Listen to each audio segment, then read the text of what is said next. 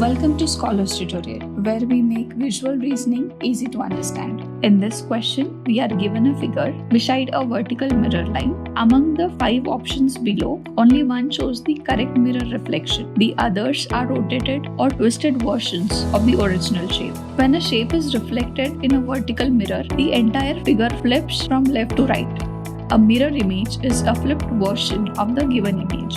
Just like how you look in the mirror, any blocks appear on the left side will now appear on the right side in the mirror image. The correct mirror image is option C. It perfectly matches the left to right reversal of the original figure. Let's see why the other options are incorrect. Option A, B, D and E don't represent the correct mirror image. Rather, they are rotations of the original image. Option C represents the true mirror image. With Scholars Tutorial, understanding reflection and rotational images becomes simple. Keep practicing and sharpen your visual reasoning skills. Ace your academics with Shruti.ai. It's free.